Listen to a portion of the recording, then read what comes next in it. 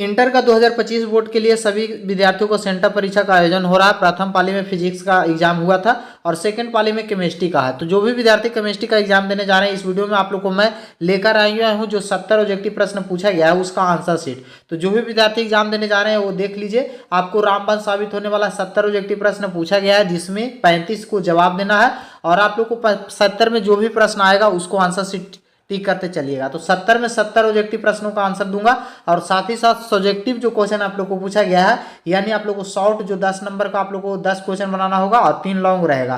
तो आप लोग को 13 टोटल क्वेश्चन उसका पीडीएफ मैं दूंगा, तो उसका आप लोग को लिंक भी दूंगा। तो वीडियो में कंटिन्यू लास्ट तक बने रहिएगा, पूरी प्रक्रिया बताने वाला हूँ। सबसे पहले आप लोग को फर्स्ट क्वेश्चन में आप लोग को बोला गया था कि जो क्वेश्चन मैं बता रहा हूँ वही क्वेश्चन आपको बोर्ड परीक्षा में आएगा, तो आपको घबराना नहीं है कि कौन सा क्वेश्चन रहेगा। उसके लिए यहाँ पर आप लोग को पहला क्वेश्चन में बोला गया था कि घनाकार क्रिस्टल में ब्रेफिस जालकों की संख्या होती है, जो पूछा गया था।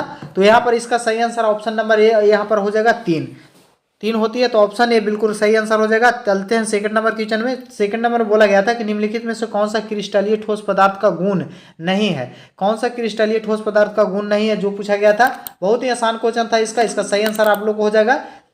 यहाँ पर आप लोग को विभिन्न दिशाओं में समान होता है, तो ऑप्शन ए बिल्कुल आपका राइट आंसर हो जाएगा। 3 नंबर क्वेश्चन की ओर चलते हैं। 3 नंबर क्वेश्चन में बोला गया है कि काय केंद्रीय घनाकार इकाई सेल में आप लोग को सेल में पैकिंग की प्रगुणता होती है। पैकिंग की प्रगुणता आप लोग को पूछा गया था 3 नंबर में। सही आंसर आप लोग को क्या हो जाएगा यहाँ पर ऑप्शन सी हो जाएगा, 0.68 होता है, तो ऑप्शन सी बिल्कुल आपका सही आंसर हो जाएगा। चलते हैं 4 नंबर क्वेश्चन में बोला गया कि विलायक आप लोग को 1000 ग्राम और 1 kg में घुले हैं, तो विलेय का मोल होगा। विलेय का मोल क्या होगा जो पूछा गया था। तो विलेय का मोल को क्या बोला जाता है, तो विलेय का मोल को मोलारता बोला जाता है। ऑप्शन बी बिल्कुल आपका सही आंसर हो जाएगा। अब चलते हैं 5 नंबर में। आपको बोला गया था कि निम्नलिखित में से कौन सा अनुसंख्य गुणधर्म का उदाहरण है। अनुसंख्य गुणधर्म का उदाहरण कौन है जो पूछा गया था। तो सही आंसर इसका हो जाएगा तापक्रम। ऑप्शन डी बिल्कुल आपका राइट आंसर हो जाएगा। अब चलते हैं 6 नंबर में। बोला गया था कि निम्नलिखित में से कौन सा आदर्श बिल का उदाहरण है, बिलियन का उदाहरण है जो पूछा गया था 6 नंबर क्वेश्चन में। सही आंसर इसका आप लोग को हो जाएगा ऑप्शन डी, C6H6 एवं C6H5CH3 हो जाएगा। तो ऑप्शन डी बिल्कुल आपका राइट आंसर हो जाएगा। आप लोग याद करते चलिए और साथ ही साथ देखते चलिए। सेल में आप लोग को सेल में पैकिंग की प्रगुणता होती है। पैकिंग की प्रगुणता आप लोग को पूछा गया था 3 नंबर में। सही आंसर आप लोग को क्या हो जाएगा यहाँ पर ऑप्शन सी हो जाएगा, 0.68 होता है, तो ऑप्शन सी बिल्कुल आपका सही आंसर हो जाएगा। चलते हैं 4 नंबर क्वेश्चन में बोला है कि विलायक आप लोग को 1000 ग्राम और 1 kg में घुले हैं, तो विलेय का मोल होगा। विलेय का मोल क्या होगा जो पूछा गया था। तो विलेय का मोल को क्या बोला जाता है, तो विलेय का मोल को मोलारता बोला जाता है। ऑप्शन बी बिल्कुल आपका सही आंसर हो जाएगा। अब चलते हैं 5 नंबर में। आपको बोला गया था कि निम्नलिखित में से कौन सा अनुसंख्य गुणधर्म का उदाहरण है। अनुसंख्य गुणधर्म का उदाहरण कौन है जो पूछा गया था। तो सही आंसर इसका हो जाएगा तापक्रम। ऑप्शन डी बिल्कुल आपका राइट आंसर हो जाएगा। अब चलते हैं 6 नंबर में। बोला गया था कि निम्नलिखित में से कौन सा आदर्श बिल का उदाहरण है, बिलियन का उदाहरण है जो पूछा गया था 6 नंबर क्वेश्चन में। सही आंसर इसका आप लोग को हो जाएगा ऑप्शन डी, C6H6 एवं C6H5CH3 हो जाएगा। तो ऑप्शन डी बिल्कुल आपका राइट आंसर हो जाएगा। आप लोग याद करते चलिए और साथ ही साथ देखते चलिए, ऐसा ही आप लोग को एग्जाम में आएगा क्वेश्चन, आप लोग आसानी से टिक कर पाइएगा। यहाँ पर आप लोग को हो गया 5 नंबर क्वेश्चन कंप्लीट हुआ था। यहाँ पर आप 7 नंबर क्वेश्चन की ओर चलते हैं। 7 नंबर बोला गया था कि 25 सेंटीग्रेड ताप पर निम्नलिखित में से आप लोग को 0.1 मोल को घोल को अधिक होता है, किस में आप सबसे ज़्यादा अधिक होता है जो पूछा गया था। तो यहाँ पर हो जाएगा कैल्शियम क्लोराइड। ऑप्शन ए बिल्कुल यहाँ पर आपका राइट आंसर हो जाएगा। अब चलते हैं आप लोग को 8 नंबर क्वेश्चन में। 8 नंबर क्वेश्चन में बोला गया था कि एक फराइडे विद्युत धारा कैल्शियम सल्फेट के विलय से मुक्त करता है, कितना ग्राम आप लोग को कौन सा पदार्थ को मुक्त करता है जो पूछा गया था 8 नंबर में। सही आंसर इसका आप लोग हो जाए 31.76 तांबा को मुक्त करता है, तो ऑप्शन बी बिल्कुल सही आंसर होगा। अब चलते हैं 9 नंबर क्वेश्चन में। बोला गया था कि किसी विद्युत रासायनिक सेल में रिडॉक्स अभिक्रिया होने के लिए निम्नलिखित में से किसको होना, कौन सा बल को होना जरूरी है जो पूछा गया था। तो ये धनात्मक बल को होना जरूरी होता है। ऑप्शन ए बिल्कुल आपका सही आंसर होगा। चलते हैं आप लोग को 10 नंबर में। 10 नंबर में बोला गया था कि सेल अभिक्रिया, यहाँ पर आप देख सकते हैं दिया गया है और इसमें विद्युत वाहक होगा। विद्युत वाहक बल कौन सा होगा जो पूछा गया था सेल में। तो विद्युत वाहक बल में जो आपका सेल में होता है वो सही आंसर इसका हो जाएगा ऑप्शन सी। ऑप्शन सी बिल्कुल आपका राइट आंसर। अब चलते हैं आप लोग को 11 नंबर में। बोला गया था जंग है, जंग क्या किस चीज़ का उदाहरण है जो पूछा गया था। तो जंग जो उदाहरण है वो आप लोग को हाइड्रोडेटिक फेरिक का है, तो यहाँ पर ऑप्शन डी बिल्कुल आपका राइट आंसर होगा। अब चलते हैं आप लोग को 11 नंबर कंप्लीट हुआ। 12 नंबर में 12 नंबर बोला जाता है कि सेतु लवन निम्नलिखित में से किसका उपयोग होता है। सेतु लवन निम्नलिखित में से किसका उपयोग होता है जो पूछा गया था 12 नंबर क्वेश्चन में। सही आंसर इसका हो जाएगा यहाँ पर ऑप्शन ए। ऑप्शन ए बिल्कुल आपका राइट आंसर हो जाएगा। अब चलते हैं 13 नंबर क्वेश्चन में बोला गया था कि निम्नलिखित यहाँ पर बताया गया था कि किसी रासायनिक अभिक्रिया का वेग स्थिरांक निम्न में से कौन सा है जो पूछा गया था। तो 13 नंबर का आपका बिल्कुल सही आंसर यहाँ पर हो जाएगा तापक्रम। तापक्रम ऑप्शन ए बिल्कुल आपका राइट आंसर होगा। चलते हैं 14 नंबर क्वेश्चन में बोला गया है कि किसी रासायनिक अभिक्रिया की दर की इकाई कहलाता है। रासायनिक अभिक्रिया की दर की इकाई क्या कहलाता है, तो वो कहलाता है आप लोग को ऑप्शन सी। ऑप्शन सी यहाँ पर आपका बिल्कुल राइट आंसर होगा। अब चलते हैं आप लोग को 15 नंबर क्वेश्चन में। 15 नंबर बोला गया था कि निम्नलिखित में कौन सा आप लोग को भी ऋणात्मक हो सकता है। भी ऋणात्मक हो सकता है जो पूछा गया था 15 नंबर में।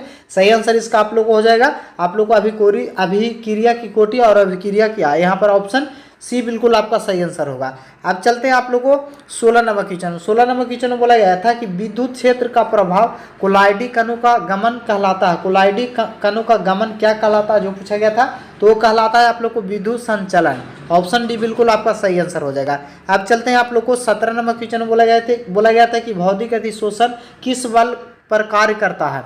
भौतिक अधिशोषण जो है कौन सा बल पर कार्य करता है, तो वो करता है आप लोग को वंडर वॉल्स पर। वंडर वॉल्स पर हो जाएगा। ऑप्शन सी बिल्कुल आपका सही आंसर होगा। चलते हैं 19 नंबर क्वेश्चन में बोला गया था कि वह पदार्थ जो जल के पृष्ठ तनाव को कम कर देता है क्या कहलाता है, वह होता है। पृष्ठ तनाव को कम करने वाले को क्या होता है जो पूछा गया था, उत्प्रेरक होता है। ऑप्शन सी बिल्कुल सही आंसर होगा।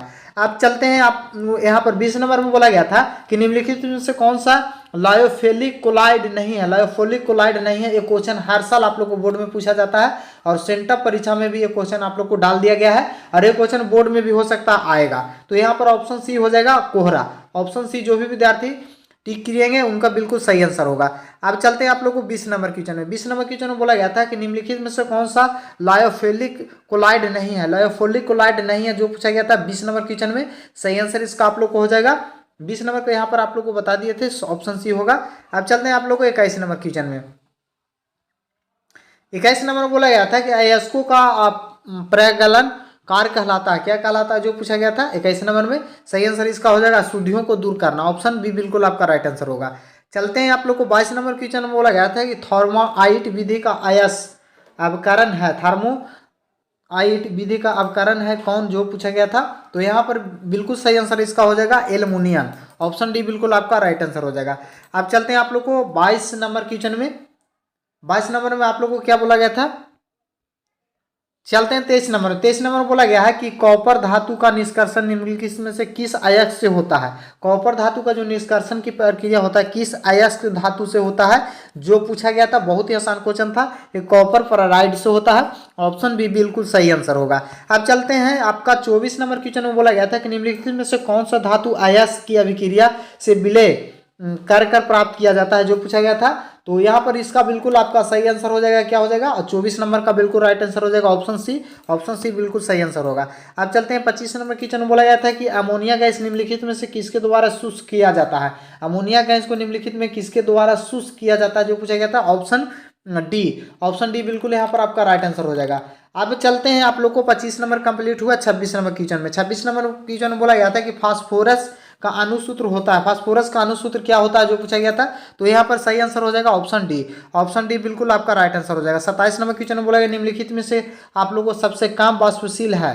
निम्नलिखित में से कौन सा सबसे कम वाष्पशील है जो पूछा गया था आप लोग को। ऑप्शन सी बिल्कुल यहाँ पर आपका राइट आंसर हो जाएगा। तो यहाँ पर मैं 27 ऑब्जेक्टिव क्वेश्चन को आप लोग को प्रोवाइड करा दिया हूँ। अब आप लोग को जो लॉन्ग और शॉर्ट क्वेश्चन है वो कैसे आप सभी प्राप्त कर सकते हैं और एग्जाम में बना सकते हैं उसका भी आप लोग को प्रोसेस बता देता हूँ, ताकि आप सभी विद्यार्थियों को आसानी से सभी सब्जेक्ट आप लोग को मिल सके और किसी तरह के भी परेशानी का सामना न करना।